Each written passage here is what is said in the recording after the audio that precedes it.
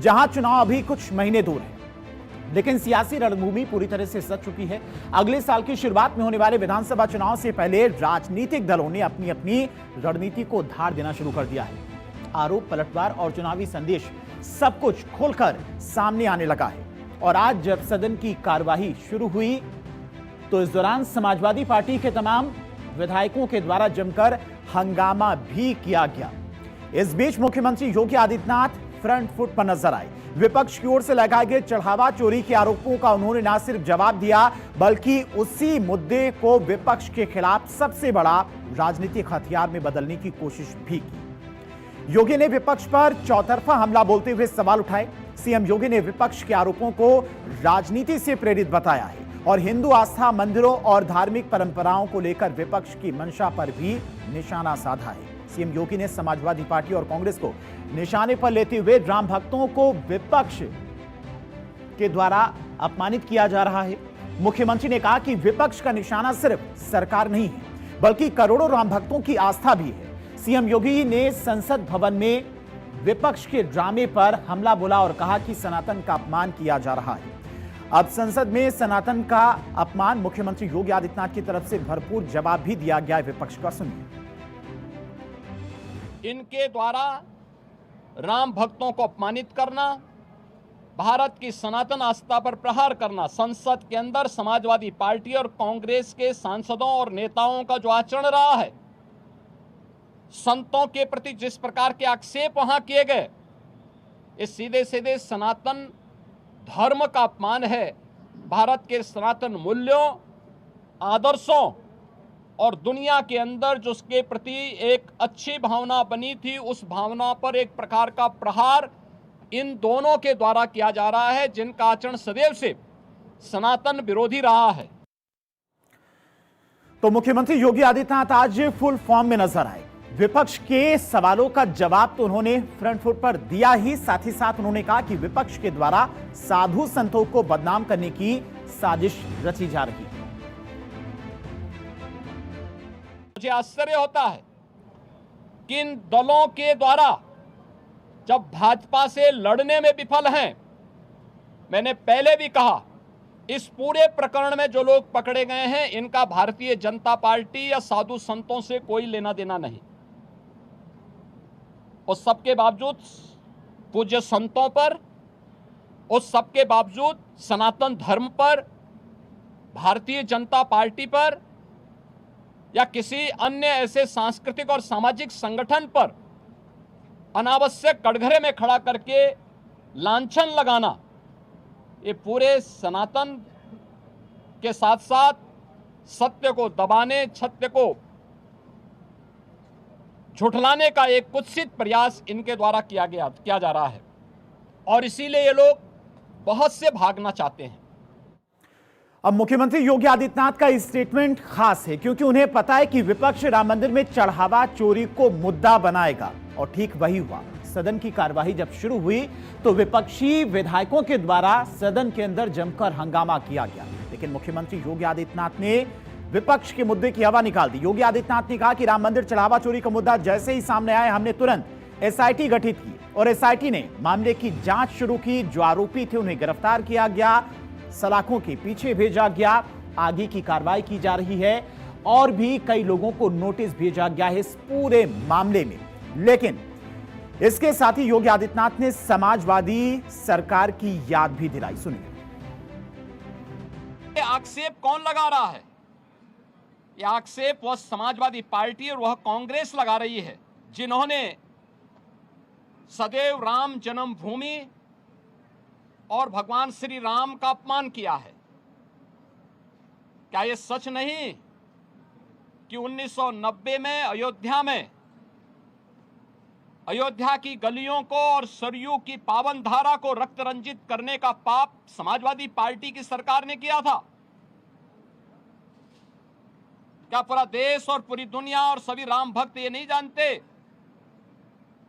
कि इनका ये अक्षम्य पाप, जिन्होंने राम भक्तों पर गोलियां चला करके किया था, वह कांग्रेस और यूपीए से जुड़े हुए दल किस मुंह से अयोध्या में आस्था की आज चर्चा करते हैं?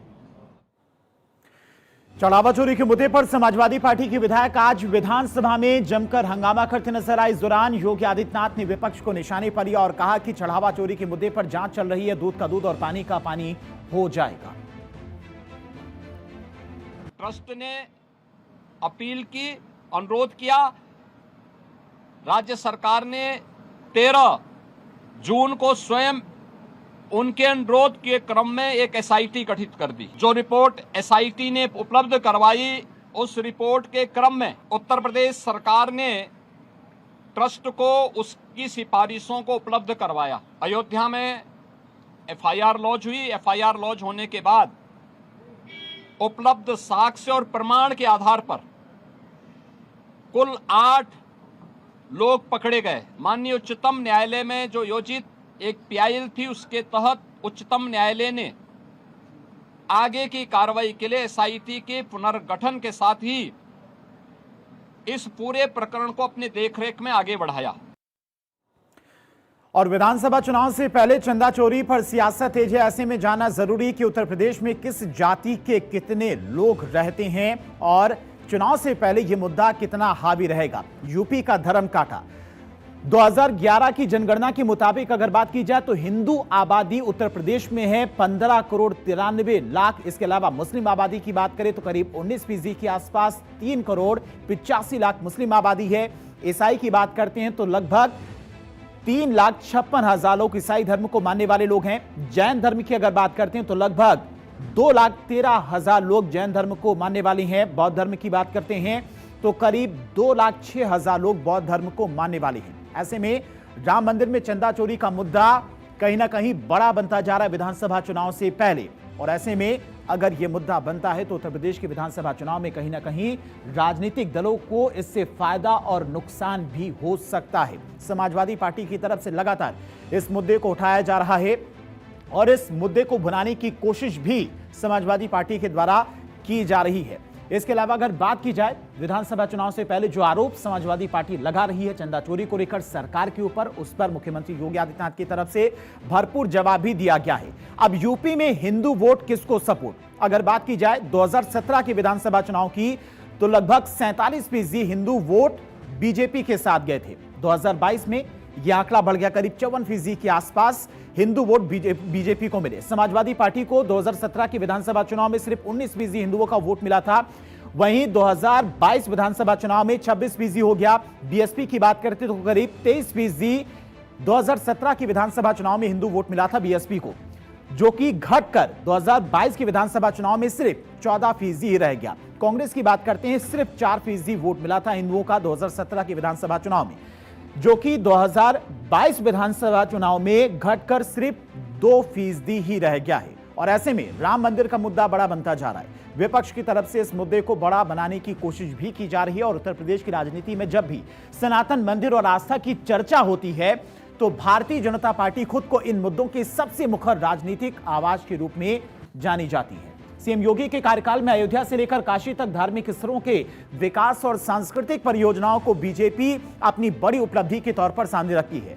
ऐसे में जब समाजवादी पार्टी ने मंदिरों के चढ़ावे को लेकर सरकार पर सवाल उठाने की कोशिश की तो मुख्यमंत्री योगी आदित्यनाथ ने पलटवार करने में देर नहीं लगाई। सीएम योगी अच्छी तरह से जानते हैं कि उनके लिए हिंदू वोट कितना अहम है। अब आपको 2017 और 22 में हिंदू वोटर के बारे में बताते हैं कि बीजेपी को हिंदू जातियों ने कितना वोट दिया था, बीजेपी को कितना फायदा हुआ था। तो जाति के हिसाब से अगर बात करते हैं तो 2017 के विधानसभा चुनाव में करीब 83% ब्राह्मण वोट बीजेपी के साथ में गया था। 22 में यह आंकड़ा और बढ़ गया, 79% के आसपास करीब 2022 के विधानसभा चुनाव में ब्राह्मण वोट बीजेपी के साथ गया था। राजपूत वोट की बात करते हैं 17 के चुनाव में 70% के आसपास, जो कि बढ़कर 22 के विधानसभा चुनाव में 87 हो गया। वैश्य समाज की बात करते हैं तो 71% के आसपास बीजेपी के साथ में यह गया था वोट 2017 में। 22 में यह करीब 83% हो गया, यह भी बढ़ गया। अन्य सवर्ण जातियों की बात करते हैं तो 70% के आसपास था 2017 के विधानसभा चुनाव में। 2022 के विधानसभा चुनाव में यह हो गया 78, यानी कि हिंदू वोटर बीजेपी के साथ में लगातार बढ़ते गए, उनका भरोसा बढ़ता ही गया है। जाट की अगर बात करते हैं, 17 के चुनाव में 38% जाट वोटर्स बीजेपी के साथ में थे, जो कि 22 के चुनाव में बढ़कर 54% के आसपास हो गए हैं। यादव वोटर्स की बात करते हैं तो 10% थे 2017 के चुनाव में, लेकिन 12% हो गए 22 के चुनाव में। कुर्मी वोटर्स की बात करते हैं तो 63% के आसपास कुर्मी वोटर 2017 के चुनाव में बीजेपी के साथ में थे, जो कि बढ़कर 22 के चुनाव में 66% के आसपास हो गए हैं। और ऐसे में हर कोई जानता है, हर दल जानता है कि ये वोट कितने अहम हैं, और इसी वजह से इन वोटर्स को लुभाने में हर राजनीतिक दल लगा हुआ है। लखनऊ से लेकर दिल्ली तक संग्राम जारी है।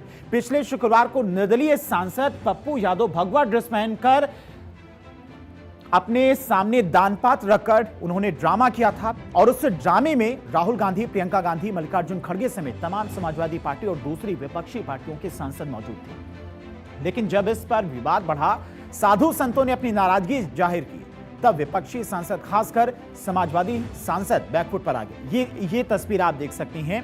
राम मंदिर में चढ़ावा चोरी को लेकर सांसद पप्पू यादव की तरफ से साधु संतों का वेश धारण किया गया था और सामने एक दान पात्र रखा गया था। अब चूंकि समाजवादी पार्टी के तमाम सांसद यहां पर मौजूद थे, खुद अवधेश प्रसाद भी वहां पर आप देखेंगे तो यहां नजर आएंगे, जो कि अयोध्या से खुद सांसद हैं।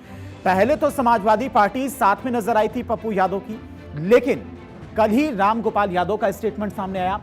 रामगोपाल यादव की तरफ से कहा गया कि जिस तरह से साधु संतों का वेश धारण करके पप्पू यादव पहुंचे थे, ये गलत है, ऐसा नहीं करना चाहिए था। राम मंदिर में चंदा चोरी में साधु संतों का कोई रोल नहीं है।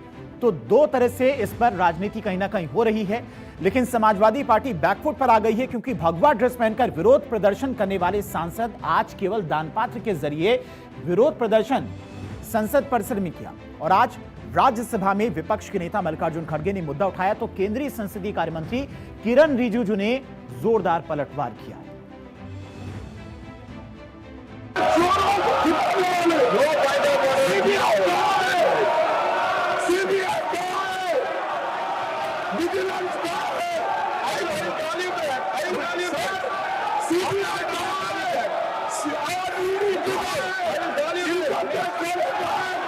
राम के भाई है जो पॉलिटिक्स करते हैं, पैसे लूटते हैं, उनको मैं पूछता हूँ आप एक्शन क्यों नहीं है?